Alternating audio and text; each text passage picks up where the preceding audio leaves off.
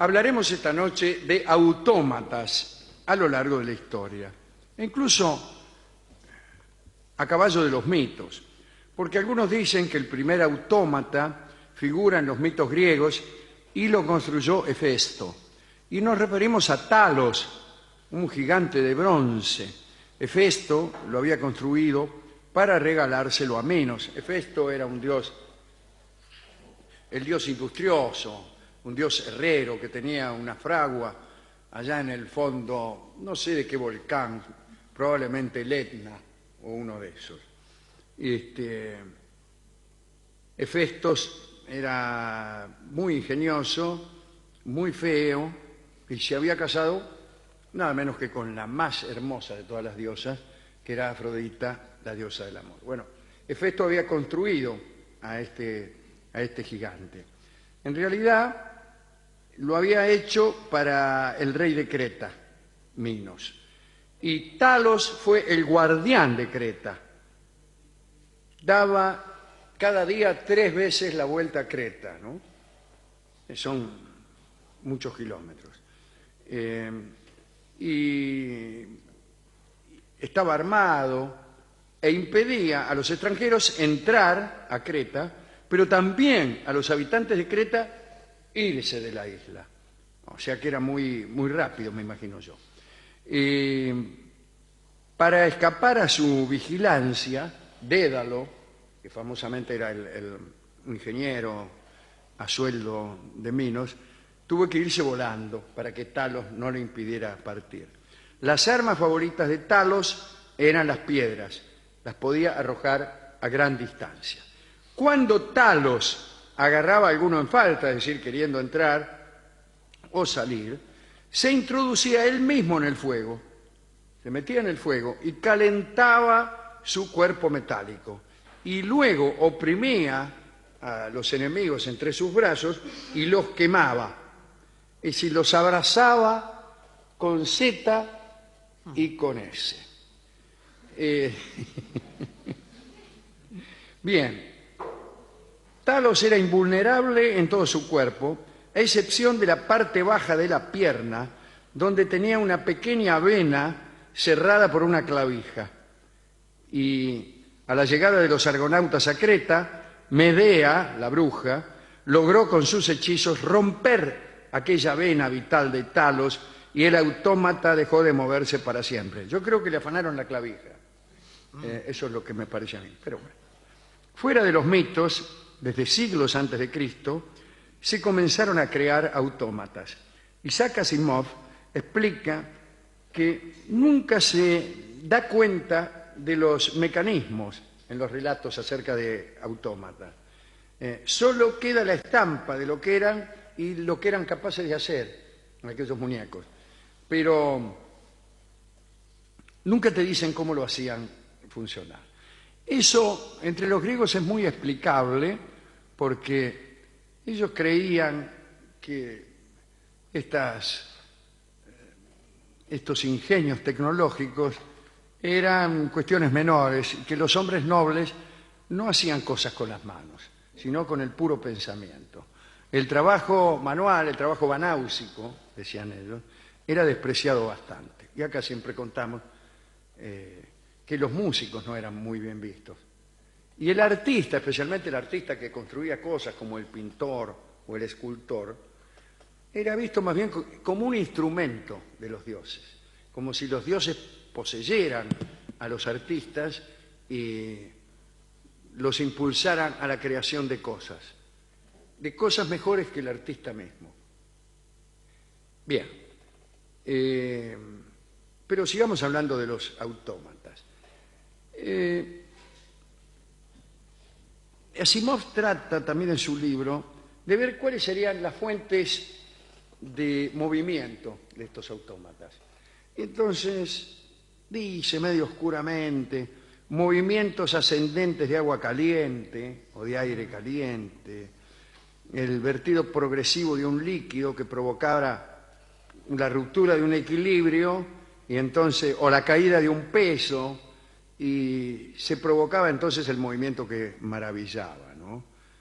Otros mecanismos, yo diría que la mayoría, se basaban en palancas o contrapesos. Había también la transmisión de los movimientos, el engranaje. O sea, vos, una noria, una pequeña noria, ¿no?, que hace dar vuelta a algo, y a partir de un juego de engranajes el movimiento llega hasta donde vos quieras, ¿no? Mediante sistemas de este tipo se construían pájaros artificiales que podían cantar o volar, o puertas que se abrían solas, etc. Algunos dan cuenta de anticipos de la máquina de vapor, ¿no? Algunas cosas, algunos juguetes que se hacían utilizando la fuerza del vapor. Pero no es muy seguro eso. Y lo que dicen todos es que en realidad todas estas cosas hubieran podido llegar antes a la humanidad. Que ciertos conocimientos abstractos llegaron mucho más rápidos que las aplicaciones tecnológicas. Justamente yo creo que esta idea de los griegos que tenían de que la ciencia aplicada era para los giles, me parece que es una explicación. Pero citemos algunos de estos inventos. En el año 1500 a.C., Amenhotep, hermano de Hapu, construyó una estatua de Memón, el rey de Etiopía, que parece que emitía sonidos cuando le iluminaban los rayos del sol al amanecer. Salía el sol y hacía un ruido. Los colosos de Memón, que fueron cambiados de lugar cuando se construyó la represa de Asuán en Egipto hace ya muchos años, y entonces para salvarlos, ya que el nivel del Nilo los iba a dejar bajo el agua, yo creo que los colosos esos fueron sacados de su lugar, trasladados por ahí cerca, pero bastante más alto, ¿no? En el año 500 a.C., Qin Shi Huang, en China, inventó una urraca voladora de madera y bambú y un caballo de madera que saltaba. Eso me gustó. Allá por el 400 a.C., Arquítar de Tarento construyó un pichón de madera suspendido en un pivote, y el pájaro rotaba con un surtidor de agua o vapor simulado en el cogote. No entiendo mucho, ¿cómo va a tener un surtidor de agua en el cogote el pájaro? ¿Y de dónde viene el agua? No sé, señor, ¿ves que no explican cómo es? En el 206 a.C., nuestro amigo, ¿no? Acá dice que fue encontrado el tesoro de Siguantí. No, fue enterrado en el 206 a.C. Fue encontrado no hace tanto, en el siglo XX. Había una orquesta mecánica de muñecos que hacía las delicias del emperador. También están en la tumba de Siguantí, en la China, incluso sin desenterrar muchos de ellos, los famosos soldados de terracota y caballos de terracota que guarnecían la gigantesca tumba de aquel emperador, que no es otro que el que cita Borges en su ensayo La muralla y los libros, porque Siguantí también fue el que ordenó la construcción de la muralla china. Y los libros, porque Siguantí fue también el que ordenó la destrucción de todos los libros. Como hemos contado muchas veces aquí, Siguantí quería retrasar, engañar a la muerte, y entonces dormía cada noche en una habitación distinta, para lo cual tenía un palacio de 365 habitaciones, más una prefabricada para los años bisiesto. En el año 770 después de Cristo, el sabio Yang Wu Lien construyó un mono que extendía sus manos y decía limosna, limosna, que en China es más fácil.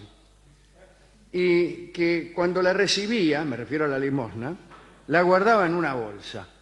Esto del pedidor de limosna mecánico podría ser un adelanto interesantísimo para los mendigos de todo el mundo, que se ahorrarían el penoso trabajo de andar jeteando.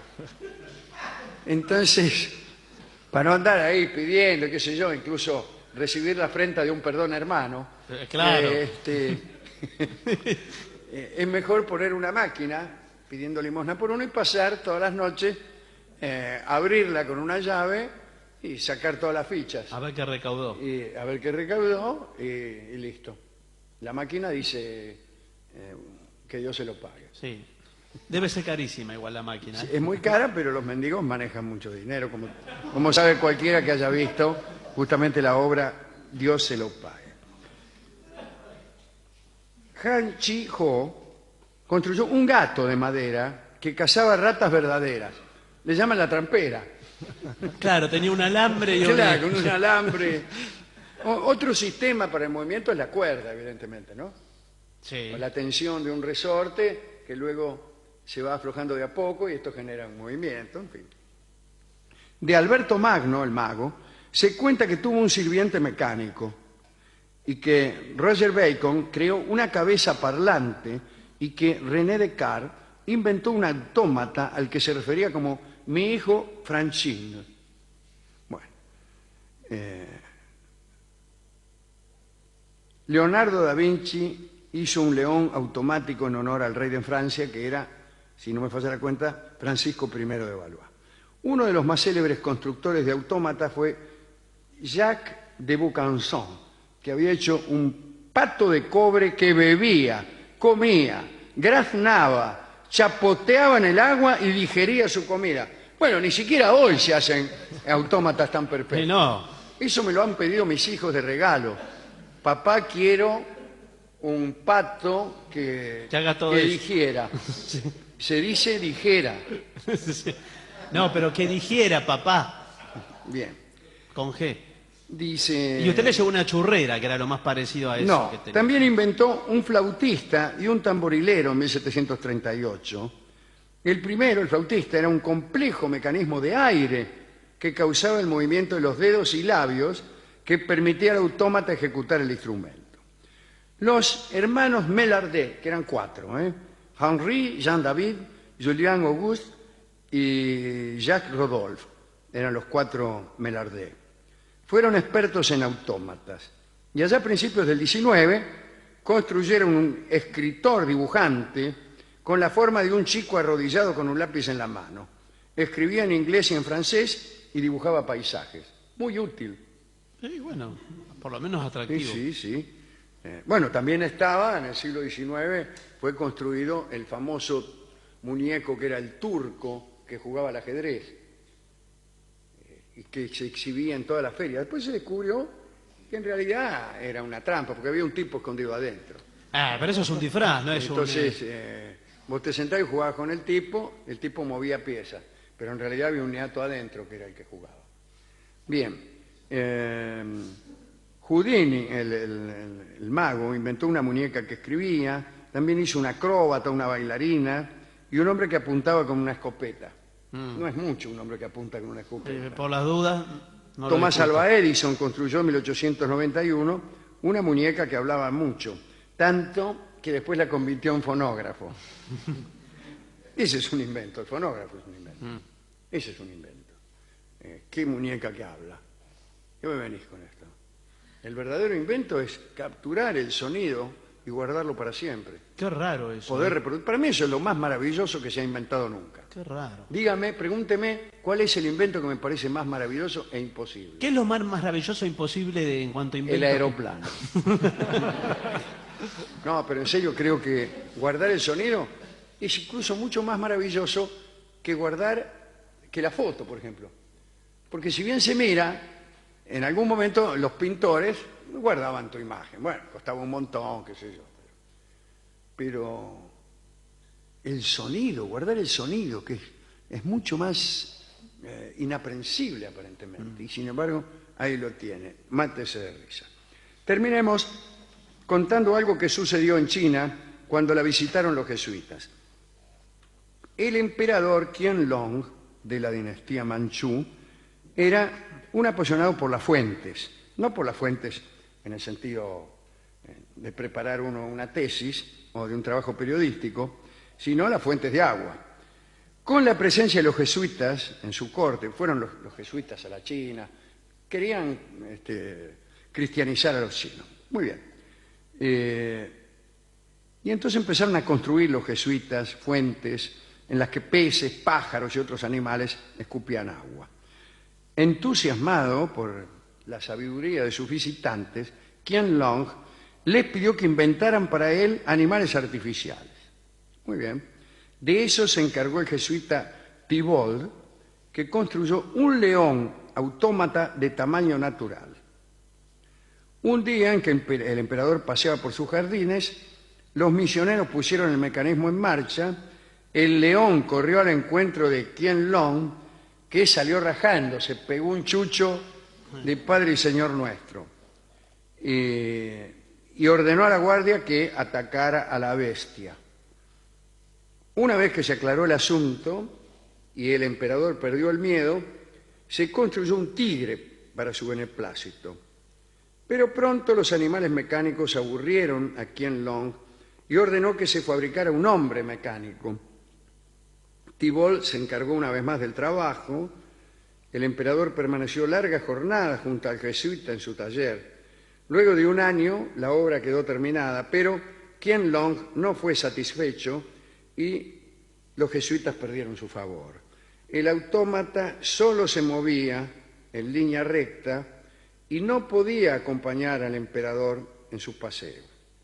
Entonces, malhumorado, Qianlong, que me parece que no había tigre que le calzara justo, echó a los jesuitas de su lado. Ya no pudieron regresar. Tampoco, como es sabido, los jesuitas obtuvieron el apoyo europeo para seguir con esas prácticas, ¿no?, de conversión. Y ya no fueron más a ninguna parte. Yo quiero recordar también a nuestro amigo Mozart, que por encargo del conde Joseph Day von Sterzites, también llamado Stermüller, Sí. mejor dicho, compuso una música, una fantasía en fa menor, para órgano mecánico, también llamado un reloj musical. Así había una máquina y Mozart compuso la música. También para eso. Para esa máquina. Tiene algunas composiciones así. Nosotros hemos ido a la discoteca para ver si tenía algún disco acerca de autómatas, muñecas, leones y otros artificios, y encontraron esta canción que no está tan mal y que se llama Muñeca de Seda, o también Poupée de ci, Poupée de son, que vamos a escuchar inmediatamente en la versión de Franz Gell.